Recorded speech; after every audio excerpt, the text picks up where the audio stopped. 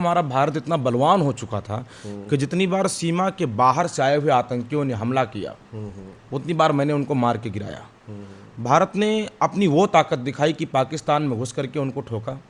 भारत ने अपनी वो ताकत दिखाई कि जितनी बार हमारे देश की किसी बेटी पर, किसी नारी पर, किसी अबला पर, या भारत के किसी कमज़ोर पर, या भारत के किसी इलाके पर किसी आतंकी ने आकर के बम फोड़े, गोला बारूद चलाए, या आकर के किसी प्रकार का कोई हमला किया तो हमने उनको मार गिराया।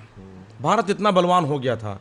लेकिन जब भारत के कुछ लोगों ने देखा, सत्ताग्रस्त लोग, सत्ताधारी नहीं कह रहे, सत्ताग्रस्त लोग, कुंठाग्रस्त लोग, मठाधीश लोग, जब उन्होंने ये देखा कि बाहर के आतंकवादी आए और भारत ने सबको मार करके गिराया, तब उनके मन में एक विचार पैदा हुआ कि भारत में कुछ आतंकी पैदा किया जाए अपनी रोटी चलाने के लिए, भारत में कुछ आतंकवादियों को जन्म दिया जाए अपनी सत्ता बचाने के लिए, भारत में कुछ ऐसे आतंकवादी पैदा किया जाए जिससे हम आगे भी राज्य कर सकें। तो यूजीसी, मुझे तो यही लगता है कि आतंकवादी पैदा करने के आचार्य चाणक्य ने कहा था कि सत्ता जब अनाचारी, दुराचारी, अत्याचारी हो जाए तब संतों को उसको हाथ में ले लेना चाहिए। ये कहा तो उस समय था, लेकिन आज उसकी परिकल्पना जो है वो साकार हो रही है। आज जो एरा चल रहा है इसमें राजनीतिक विश्लेषण अगर हम राजनीतिक विश्लेषक से करवाएंगे तो बात नहीं बनेगी। हमें अध्यात्म की तरफ जाना पड़ेगा उसके लिए। महाराज जी हमारे साथ में हैं, युवा कथावाचक, श्रीमद् भागवत कथा सुनिए, चाहे शिव पुराण सुनिए, चाहे जो सुनिए। आपसे हम जानने की कोशिश करेंगे कि आज का जो राजनीतिक एरा चल रहा है ये आखिर कब तक चलेगा, इसका क्या परिणाम होने वाला है। महाराज जी जय श्री राम। सभी को जय माता दी, जय माँ कामाख्या देवी। सभी स्वस्थ होंगे, मस्त होंगे, ऐसी कामना है।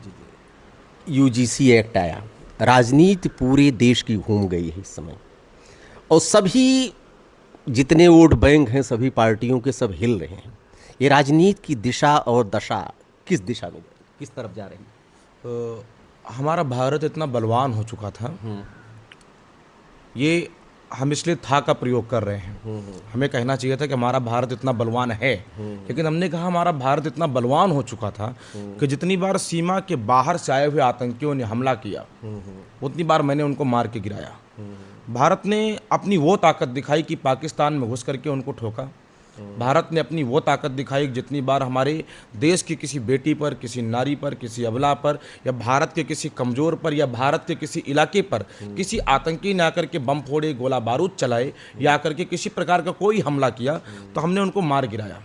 भारत इतना बलवान हो गया था।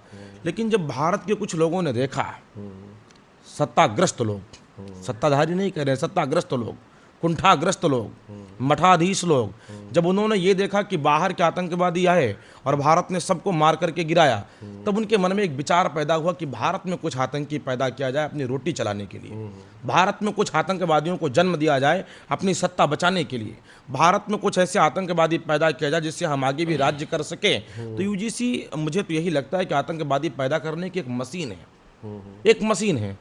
विद्यालय वो स्वच्छ जगह जहाँ पर बाहर लिखा होता है सेवार्थ जाइए, शिक्षार्थ आइए, गुरुकुल को विद्यालय कहा गया।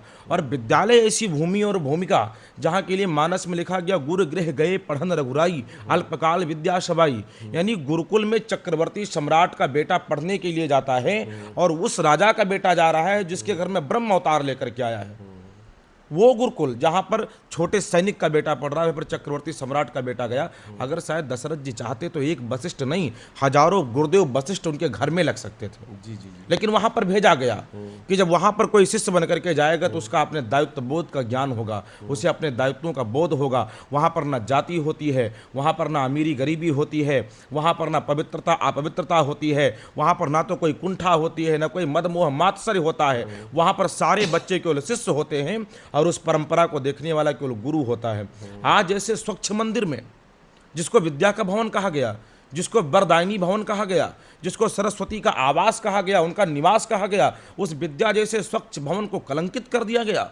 उस भवन में जाति ला करके, उस भवन में संज्ञा ला करके।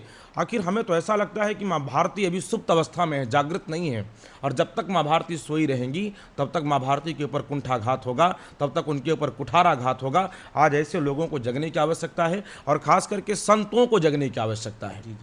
जो देश की दिशा और दशा को तय करता है, ऐसे संत को जगने की आवश्यकता है। आज उनको अपने एसी रूम से बाहर निकलना पड़ेगा, उनको बड़े आश्रम के आलीशान भवन से बाहर निकलना पड़ेगा और निकल करके सड़कों पे आकर के, सड़क पे आकर के उनको बताना पड़ेगा कि राजा या कोई सत्ताधारी या कोई नेता संत को नहीं बनाता, बल्कि संत नेताओं को बनाते और बिगाड़ते हैं।